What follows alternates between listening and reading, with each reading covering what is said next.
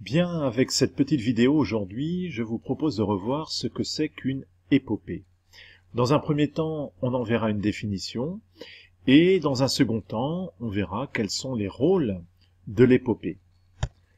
Tout d'abord, la définition. À l'origine, les épopées sont de longs poèmes chantés par des aèdes, c'est-à-dire des poètes itinérants, lors de l'Antiquité grecque, qui allaient de ville en ville chanter ces poèmes. On parle aussi de poèmes épiques.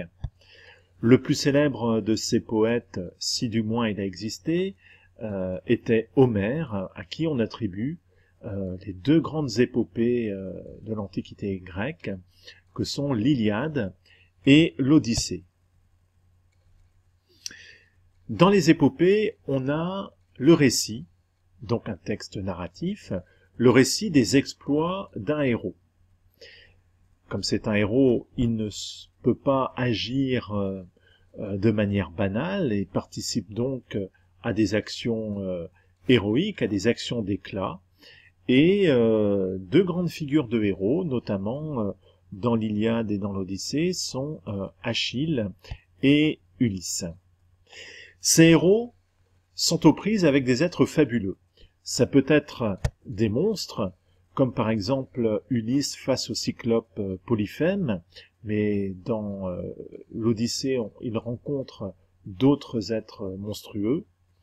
Ce peut être aussi des divinités, dieux, déesses, nymphes. Et ce que l'on voit, c'est que ces dieux, ces divinités interviennent dans la vie des hommes. Le héros les rencontre, ils viennent au-devant de lui pour parfois l'aider, mais parfois aussi pour s'opposer à lui, pour s'opposer à ses projets, et même pour le punir. C'est ainsi que Poséidon fait obstacle à Ulysse, cherche à l'empêcher de rentrer sur son île d'Ithaque. Donc dans l'épopée, le merveilleux tient une grande place. Tout d'abord parce que les dieux sont présents, les dieux interviennent, mais aussi parce que les héros disposent d'objets merveilleux, d'objets qui ont un pouvoir magique. Par exemple, Achille, lorsqu'il se bat à la guerre de Troie, a des armes qui ont été forgées par Héphaïstos, le dieu forgeron. Donc forcément, ces armes le dotent d'un pouvoir extraordinaire. Les héros, dans les épopées, accomplissent des exploits qu'aucun homme ne peut réaliser, dans des combats ou dans leurs aventures, et ils le font parce qu'ils ont des qualités extraordinaires. Donc, l'épopée raconte cela, ces exploits, toujours en exagérant un peu, en utilisant un vocabulaire fort, mais ce ne sont pas des aventures banales que vivent les héros des épopées. Alors à quoi ça sert l'épopée? Quelles sont ses fonctions? Tout d'abord, par ce côté extraordinaire, par ce récit d'aventure, d'exploit, il s'agit de divertir l'auditeur, à l'origine c'était oral, ou le lecteur, aujourd'hui, par le récit donc saisissant des aventures et des exploits des héros.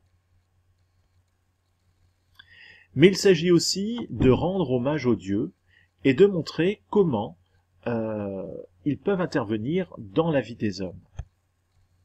Enfin, il s'agit de célébrer des valeurs importantes pour la cité, pour la vie collective des hommes, le respect dû aux dieux tout d'abord, mais aussi le respect des lois de la cité, et enfin le respect de certaines valeurs morales, que sont la justice, mais le courage, et aussi la modération. Les Grecs, on l'a déjà dit, condamnaient l'excès et invitaient donc les êtres humains à ne pas tomber dans l'excès, à vivre une certaine modération, l'excès étant puni par les dieux. Voilà donc en quelques mots l'essentiel sur l'épopée. Je vous invite aussi à voir une autre vidéo sur les héros de la mythologie. Pour les questions, les commentaires, n'hésitez pas, c'est en dessous de la vidéo. Merci, à bientôt.